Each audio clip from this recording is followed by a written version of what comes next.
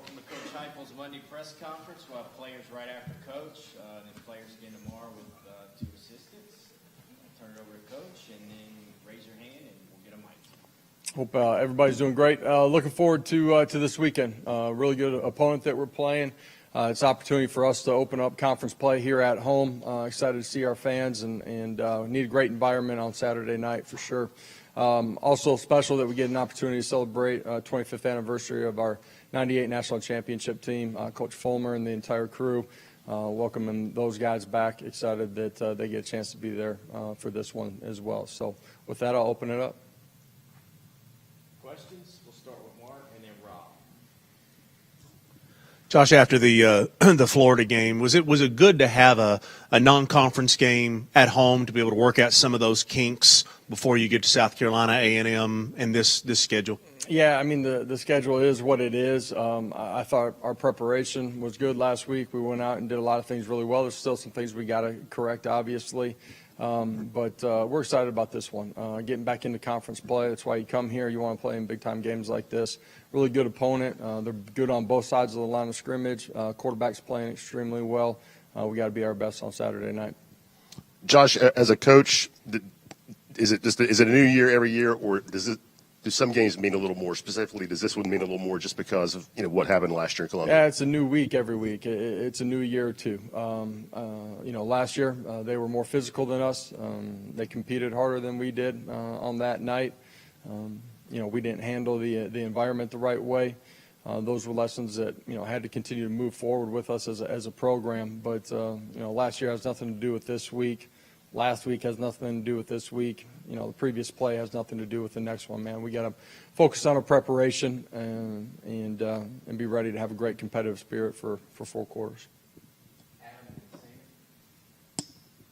Josh, what Spencer Rattler did in the game against you guys last year, and I don't mean just the crazy stats, but the impact he had on the game, was that indicative of the type of impact he has on games, or was that more of an outlier? He's a really good player. He's played at a high level. He's played a lot of football. He's playing extremely well right now. He was dynamic in that football game, but he has that in his arsenal. And, for us, the line of scrimmage is important, and we got to do a really good job. We got to get him in 3rd and longs. Last year we didn't get off the field in 3rd and longs, and that some of that was coverage. Some of that was him extending and making some really special plays. We got to do a great job of bottling them up and applying pressure at the same time. Coach Beamer said that you were probably watching their game with Mississippi State and looking forward to playing them because of their pass defense. So I got to ask, did you watch, and what are your thoughts about those comments? And I got home at the very end of the game. By the time, I wish a 4 o'clock game I got home early. I don't, between recruiting and knocking out some of the media things that I got to do. Didn't get home till the very end. They're a good football team. They've lost a couple of close ones. They played really well on the road at Georgia in all 3 phases of the football game. Lost a tough one to Carolina. This is a really good football team. What was the greatest indicator this past week in practice that let you know that this team was going to bounce back and have the performance they did against UTSA? I don't think there was just one thing. I do think they had great intentionality in the way that they prepared all week long. They had really good practices Tuesday, Wednesday, followed that up, finishing out the right way on Thursday and Friday. Today I challenged our guys, what are the things that you got to stop doing in your preparation because they're not helping you? What are the things that you got to continue to do, and what are the things that you got to up your game at? And I think that's important for everybody inside of our program. It certainly looked like and felt like you all had your best tempo and rhythm of the year in the first half. I know that, kind of sputtered out in the third quarter a little bit, but is that one of those signs where you feel like, the offense is getting closer and closer to being kind of what you envisioned it and expected it to be? Yeah, a week ago I talked about, self-inflicted wounds, not playing smart on the offensive side of the football, hurting ourselves. And in this last one, we didn't do those things. So that allows you to play in tempo, allows you to be ahead of the chains or in manageable situations where you're not in 3rd and 15, and that helps everybody out. It helps your quarterback out. It helps your offensive line out. It helps us stay in rhythm. Helps us move the football. Great start of the football game the other day for your team. Obviously, not so much in the second half, that third quarter. When you went back and reviewed film, was there anything specific that you might have seen from offense or defense that maybe had the poor start? The biggest takeaway for me, I believe I said it after the game to you guys. I know I talked to our football team. The competitive edge that you have to have in this game, and it's razor-thin margins that you're playing on. And if you're not on that edge the right way, the game will turn quickly for a play or for however long you're not on it. So, again, this football team's got to continue to grow and mature, and that shows up in not hurting ourselves, being assignment and fundamentally sound, but it also shows up in the way that we handle no matter what is going on in the game. We talk about playing it like it's 0-0 for 60 minutes. Don't look up until the scoreboard takes 0. In this football game, that will be important. It's a good team. They got good players, got good coaches. They'll make plays at some point during the course of the ball game. You got to continue to refocus and go play the next one.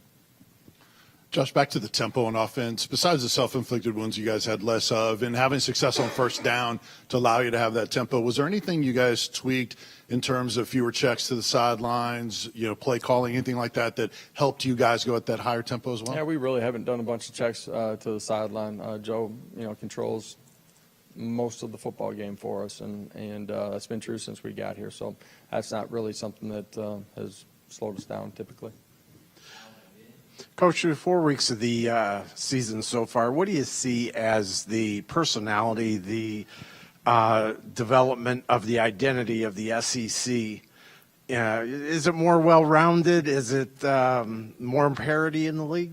I think college football in general in this league, every Saturday is its own entity. And your preparation, a play here or there that, turns the momentum in the football game a little bit. It's fine lines, man. So you got to show up. You got to be prepared. You got to have great competitive spirit. You got to play extremely hard, and you got to do the ordinary things at a really high level. In this league and across college football, there's a ton of parity. And when I say that, the separation is really thin. So you got to be on the right side of it. Josh, how are you seeing Elijah grow these last couple of weeks in terms of trusting what he's seeing and just diagnosing things from that linebacker Talking about position? Elijah Herring? Yes, Elijah Herring. Yeah, it just continues. A guy that played a lot of football for us on special teams a year ago has continued to develop at the linebacker position. When he first got here, in high school he played on the first level. So he's continued to progress with his ability to have his eyes on the right spot, see pullers, get to the right gap, and continue to do a better job of tackling. He's violent, he's disruptive, he cares, he practices hard, he's got the right makeup.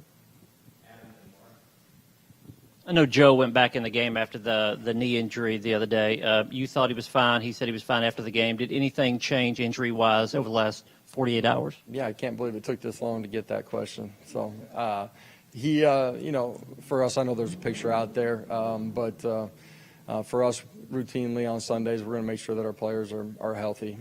We have a diagnosis inside and with our doctors, but we're going to make sure that medically they check up on them as well. And Joe's been good, feels good. He was with us today, so anticipate him being ready to go play really well. First night game at home. Can you speak to the importance of the crowd Saturday night? Yeah, home field advantage matters. We need energy, momentum. Need to make it extremely difficult for them to communicate. And, for us, our fans need to be a huge part of this football game. They have been every Saturday that I've been here. Can't wait. Expect to be a lot more boats tied up on the river this week, and expect ball walk to be electric, and cannot wait for the noise and the energy inside of the stadium. Rattler's completing about 71% of his passes right now. What challenges does that give your secondary on Saturday? He's played a bunch of football. He understands coverages, sees rotations. He takes himself to the right spot based on the coverage and the beaters that they have up on their schemes. He's got the ability to extend and make plays with his feet. He's accurate with the football. You got to do a great job. You got to control the line of scrimmage. You got to apply pressure to him. You can't let him out of the pocket at the same time. When he does scramble, you got to match the personnel out in space. He created a bunch of big plays against us last year outside of the pocket. He's a really good football player. That poses a problem. We got to do a really good job up front and on the second and third levels in our coverage. Josh, I know by design you wanted to get those young receivers in early in the game, and they ended up Yeah. playing a bunch of snaps because They did. of injuries. Yeah. How did they perform, and kind of where is your confidence and belief in those guys after seeing them with that extensive work on Saturday? Was a great opportunity for those guys to get more reps than they had early in the season. I think I said it last week that we had planned on playing those guys some more. I really like what they did. There's, a little bit where we can be a little bit better between quarterback and wide receiver on some of the downfield passing. We're close on it. We got to go hit those things this week. But I like what they did. Competitive, played with fundamentals and technique, played hard. Two questions. How do you size up the way your special teams has played so far, and what do you see from South Carolina special teams? Yeah, special teams, like some of the things I was talking offensively, you can't do the things that hurt you, that change the field possession, change the momentum of the football game.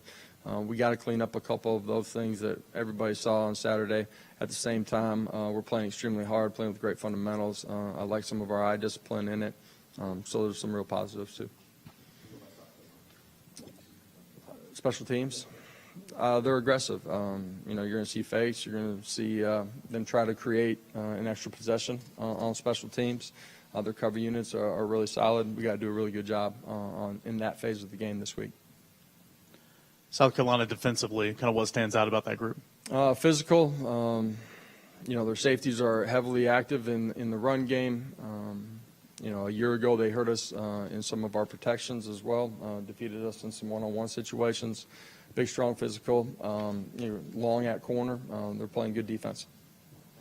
Coach, just Dylan Sampson on Saturday, looking at it on film, what impressed you? And as a former player, when a guy, I'm sure Dylan had to be frustrated after not playing at Florida. Yeah. When a player comes back and does what he does, does that impress you? Dylan's a great teammate in here, and he wanted more touches for sure the previous week, and for whatever reason, we just didn't get that done. But he's the same guy inside of the building, and competitive and cares and embraces every role that we put him in. He competes for those roles too. But he's dynamic, and the things that he does at the line of scrimmage that are real subtle, pressing, the aiming points, delivering a center guard tackle, combination to the second level, being able to feel things that are happening on the backside of the run when it's fast flow over the top, to be able to come out the backside. Those are all really special. Everybody sees, his gift when he gets to the third level, make people miss, the ability and speed to take it the distance. But it's the things that he does early in the run that give him the ability to get to that spot. Josh, you've referenced multiple times, obviously, line of scrimmage game as it is in this league every week. Yeah. How do you characterize your play of your offensive line to this point? Yeah, some really good things. Some of the efficiency in the run game. There's been times where we've pass protected extremely well, too. At the end of the day, we got to continue to get better in that area, keep the quarterback clean, and be able to make some plays down the football field. Thank you, Coach. We have a count pass here. Thanks, everybody.